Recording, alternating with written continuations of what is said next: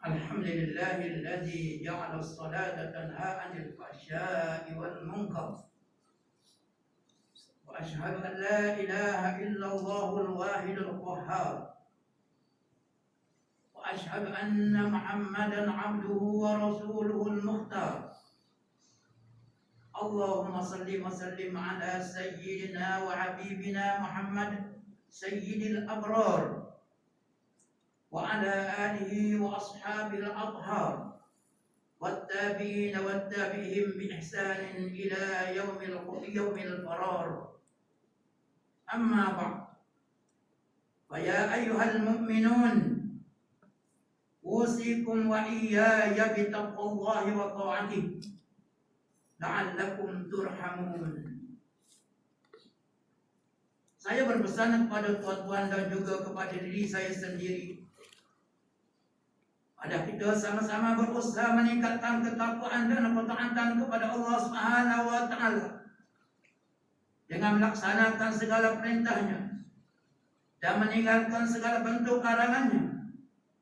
Mudah-mudahan hidup kita dirahmati dan diberkati oleh Allah Subhanahu wa taala.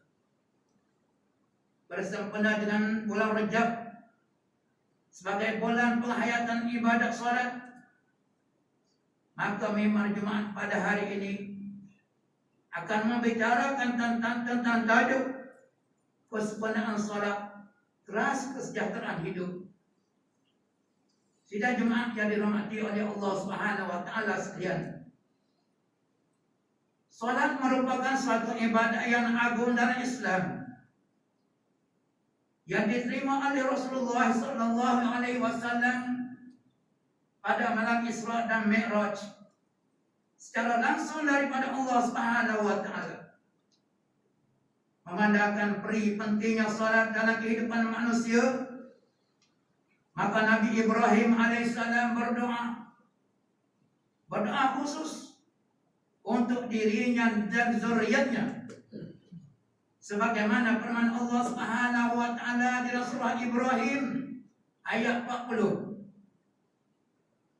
Rabbi ja'alni muqimas salati wa min zurriyyati Rabbana wa taqabbal du'a. Yang bermaksud, wahai Tuhanku, jadikanlah daku orang-orang yang mendirikan sembahyang dan zuriat keturunanku. Wahai Tuhanku, perkenankanlah doaku. Dalam masa yang sama, ibu bapa juga wajib mendirikannya sebagai contoh tauladan yang baik kepada anak-anak mereka. Ini adalah kerana pendidikan melalui perbuatan adalah lebih berkesan berbanding dengan pendidikan melalui lisan semata-mata. Allah Subhanahu wa taala berfirman dalam Al-Qur'anul Karim dalam surah Taha ayat 132, wa'mur ahlaka bis-salati wastabir 'alaiha la nas'aluka rizqan nahnu narzuquk wal 'aqibatu lit-taqwa. Yang bermaksud, dan perintahkanlah keluargamu serta umatmu mengerjakan sembahyang, dan hendaklah engkau tekun bersabar menunaikannya. Kami tidak meminta rezeki kepada kamu, dan kamilah yang memberi rezeki kepada kamu. Dan kesudahan yang baik adalah bagi orang-orang yang bertakwa. Di dalam mentafsirkan ayat ini, Al-Imam Ibnu Katsir turut menyatakan bahawa mendirikan salat yang sempurna boleh mendatangkan rezeki yang tidak disangka-sangka. Sidang Jumaat yang diberkati oleh Allah Subhanahu wa taala sekalian, kesempurnaan salat terbahagi kepada dua bahagian. Yang pertama, kesempurnaan zahir, yaitu dengan menyempurnakan segala rukun dan syarat serta sunatnya, mengikut sebagaimana yang telah ditetapkan oleh hukum syarak, baik dari segi bacaan maupun dari segi perbuatannya. Tanpa melaksanakan segala perkara tersebut, salatnya tidak sempurna, malah mungkin tidak sah. Justru bagi mencapai kesempurnaan tersebut, Setiap individu muslim yang mukallaf wajib mempelajari ilmu pengetahuan yang berkaitan dengan hukum-hukum dan cara mendirikan solat. Sebagaimana yang telah diajar oleh Rasulullah sallallahu alaihi wasallam dalam sabdanya, "Sallu kama ra'aitumuni usalli." Rawahul Bukhari. Yang bermaksud, sembahyanglah kamu sebagaimana kamu melihat aku sembahyang. Yang kedua, kesempurnaan batin, yaitu mendirikan solat dengan penuh khusyuk dan ikhlas kerana Allah Subhanahu wa taala. Tanpa khusyuk, solat tidak sempurna, dan tanpa ikhlas, maka tiada akan diterima oleh Allah Subhanahu wa taala. Allah Subhanahu wa taala berfirman di dalam Al-Qur'anul Karim dalam surah Al-Mu'minun ayat 1 hingga 2. Qad aflahal mu'minun allazina hum fi salatihim khashi'un. Yang bermaksud, sesungguhnya berjayalah orang-orang yang beriman, yaitulah mereka yang khusyuk di dalam sembahyangnya. Firman Allah Subhanahu wa taala dalam surah Al-Bayyinah ayat 5, "Wa ma umiru illa liya'budullaha mukhlishina lahu-d-din hunafa'a wa yuqimus salata wa yu'tuz zakah wa dzalika dinul qayyimah." Yang bermaksud, padahal mereka tidak diperintahkan melainkan supaya menyembah Allah dengan mengikhlaskan ibadat kepadanya, lagi tetap teguh di atas tauhid, dan supaya mereka mendirikan sembahyang serta memberi zakat, dan jadikan itulah agama yang benar. Sidang jemaah yang dirajai oleh Allah Subhanahu wa taala sekalian, solat yang didirikan dengan sempurna dan menepati kehendak syarak banyak memberi kesan kepada kesejahteraan hidup. Di antaranya ialah yang pertama, memantapkan iman di dalam hati. Seorang yang mendirikan solat dengan sempurna akan lebih mantap akidah dan keimanannya kepada Allah Subhanahu wa taala. Ini adalah kerana ia telah mendirikan solat dengan penuh keikhlasan dan pengabdian diri kepada Allah Subhanahu wa taala. Selaras dengan firman Allah Subhanahu wa taala di dalam Al-Qur'anul Karim, di dalam surah Al-Anfal ayat 3 hingga 4, "Allazina yuqimuna as-salata wa mimma razaqnahum yunfiqun. Ulaika humul mu'minuna haqqan. Lahum darajatun 'inda rabbihim wa maghfiratun wa rizqun karim." Yang bermaksud, yaitu orang-orang yang mendirikan sembahyang dan yang mendermakan sebahagian daripada apa yang kami kurniakan kepada mereka. Mereka lah orang-orang yang beriman yang sebenar-benarnya, dan mereka mendapat pangkat di sisi Tuhan mereka, keampunan serta rezeki yang mulia. Yang kedua, memberi ketenangan jiwa. Seorang yang mendirikan solat dengan sempurna, jiwanya akan menjadi tenang, tidak resah dan gelisah dalam menghadapi cabaran hidup. Ini adalah kerana ia senantiasa yakin dan redha dengan ketentuan Allah, serta menerima dengan lapang dada. Allah Subhanahu wa taala berfirman dalam surah Al-Ma'arij ayat 9 hingga 23, Innal insanu khuliqa halu'a wa idza massahu asy-syarru jazu'a wa idza massahu al-khairu manu'a illa al-musallin alladzina hum 'ala salatihim daimun. Yang bermaksud, sesungguhnya manusia itu dijadikan tabiatnya resah dan gelisah, lagi bakhil kedekut. Apabila ia ditimpa kesusahan, ia sangat resah dan gelisah.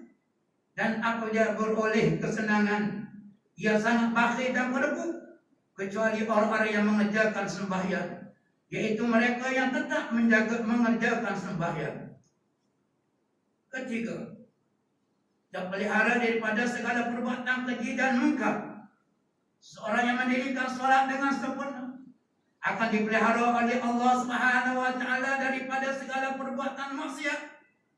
Sebagaimana firman Allah Subhanahu wa taala di surah Al-Ankabut ayat 45, "Utlu ma uhiya ilaika minal kitabi wa aqimis shalah Inna salata tanha 'anil fahsya'i wal munkar wa la zikrullahi akbar wallahu ya'lamu ma tasna'un. Yang bermaksud, bacalah serta ikutlah wahai Muhammad sallallahu alaihi wasallam akan apa yang diwahyukan kepadamu dari Al-Quran, dan dirikanlah sembahyang dengan tekun.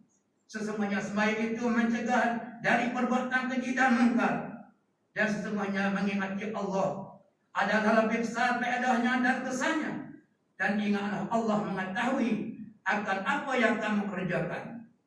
Keempat, senantiasa dalam keadaan bersih. Seorang yang mendirikan solat dengan sempurna akan senantiasa berada dalam keadaan bersih, yaitu bersih dari segi segala kekotoran zahir dan bersih hati di segala kekotoran batin. Kerana seseorang nak mendirikan solat wajib membersihkan dirinya dari hadas besar atau hadas kecil, membersihkan tubuh badan, pakaian dan tempat salat dari najis yang tidak dimaafkan, serta membersihkan hati dari sifat riya, sum'ah, ujub dan sebagainya. Sabda Rasulullah sallallahu alaihi wasallam, la tuqbalu salatun bi ghairi tuhurin. Yang bermaksud, tidak diterima salat tanpa bersuci. Hadis riwayat Imam Muslim. Dan Rasulullah sallallahu alaihi wasallam bersabda dalam hadis kursi yang bermaksud, Allah Ta'ala berfirman, aku terkaya daripada dipersekutukan. Sesiapa yang melakukan sesuatu amal yang mempersekutukan aku dengan yang lain, aku akan membiarkannya bersama dengan dia disekutukan. Aku tidak akan terima amalannya. Hadis riwayat Imam Muslim.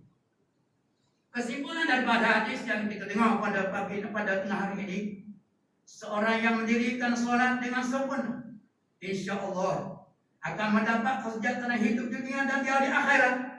Ini adalah kerana ia senantiasa hidup dalam keadaan mengingati Allah Subhanahu wa Ta'ala, mentauhidkan Allah, menyerahkan diri kepada Allah, dan menerima segala ketentuan daripada Allah Subhanahu wa Ta'ala, serta senantiasa tenang jiwanya kerana mendapat hidayah taufik daripada Allah Subhanahu wa Ta'ala. A'udzu billahi minasyaitonir rajim. Bismillahirrahmanirrahim. Alladzina yuqimuna as-salata wa yu'tuna az-zakata wa hum bil akhirati hum yuqinun. Ulaika 'ala hudan mir rabbihim wa ulaika humul muflihun. Yang bermaksud, yaitulah orang-orang yang mendirikan sembahyang dan memberikan zakat, serta mereka yakin tentang adanya hari kiamat. Mereka itulah yang tetap mendapat petunjuk dari Tuhan mereka, dan merekalah orang-orang yang berjaya. Barakallahu li wa lakum fil Qur'anil azim, wa nafa'ani wa iyyakum bima fihi minal ayati wa zikril hakim, wa taqabbalallahu minkum wa taqabbalallahu minni wa minkum tilawatan, innahu huwas samiul alim. Aqul qawli hadza wa astaghfirullah azim li wa lakum wa lisairil muslimina wal muslimat wal mu'minina wal mu'minat fastaghfiruhu innahu huwal ghafurur rahim.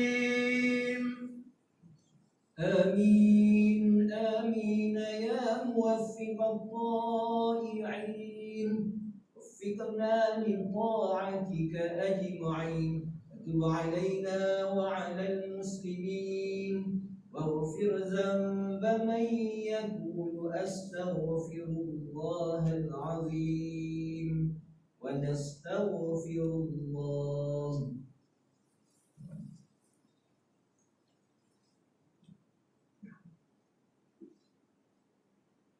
Alhamdulillahi Rabbil Alamin, wa ashhadu an la ilaha illallah wahdahu la syarika lah, wa ashhadu anna sayyidana Muhammadan abduhu wa rasuluh. Allahumma salli wa sallim wa barik ala sayyidina Muhammad wa ala alihi wa ashabihi ajma'in. Amma ba'd, ya ibadallah, ittaqullaha faqad fazal muttaqun. Ma'asyiral muslimin rahimakumullah. Marilah kita memperbanyakkan ucapan salawat dan salam kepada Rasul kesayangan kita Nabi Muhammad sallallahu alaihi wasallam, sebagaimana firman Allah Subhanahu wa taala, Dalam surah Al-Ahzab ayat 56, Inna Allah wa malaikatahu yusalluna 'alan nabi ya ayyuhalladzina amanu sallu 'alaihi wa sallimu taslima.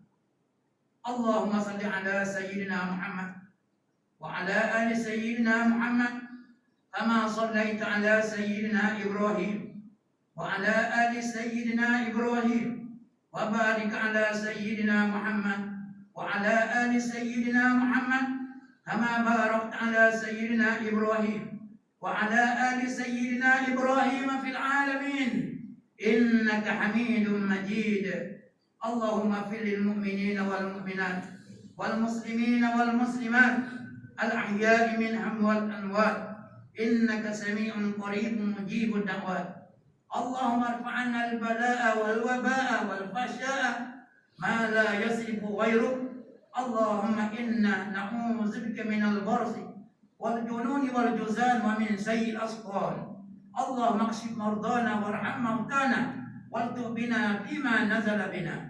اللهم احفظ مولانا الواثق بالله السلطان ميزان زين العابدين ابن المرحوم سلطان محمود المختفي بالأشد وأنزل الرحمة عليه وعلى سلطان نور الزهرة سلطان تنجان. واحفظ أولاده وأهله ورعاياه من المسلمين والمسلمات في الدنيا والآخرة برحمتك يا أرحم الراحمين. اللهم احفظ ولي العهد تنكو محمد إسماعيل ابن الواثق بالله سلطان ميزان زين العابدين. Ya Allah, selamatkanlah kami dan seluruh umat Islam di mana jua mereka berada. Satukanlah persaudaraan dan perpaduan umat Islam dengan ikatan jalan erat dan kukuh. Mantapkanlah iman kami dan teguhkanlah pegangan kami menurut pegangan ahli sunnah wal jamaah. Peliharakanlah kami dari amalan-amalan dan pegangan-pegangan akidah yang menyeleweng. Ya Allah, ya Tuhan kami, kurniakanlah kepada kami rezeki yang halal lagi diberkati. Jauhilah kami dari perbuatan riswah dan salah guna kuasa, kerana ini adalah suatu perbuatan yang khianat kepada amanah yang telah diberikan. Ya Allah, ya Tuhan kami, bantu dan peliharakanlah kami dan seluruh umat Islam daripada kesusahan, riba dan bala bencana. Lenyapkanlah COVID-19 daripada bumi ini ya Allah, ya Rahman, ya Rahim, ya Rabbal Alamin. Rabbana atina fid dunya hasanah wa fil akhirati hasanatan wa qina azaban nar. Wa sallallahu ala sayyidina Muhammad wa ala alihi wa sahbihi wa sallam. Walhamdulillahi rabbil alamin. Ibadallah, innallaha Uzkurullaha azima yazkurkum washkuruhu ala ni'amihi yazidkum wala zikrullahi akbar wallahu ya'lamu ma tasna'un. Qum ila salatikum yarhamkumullah.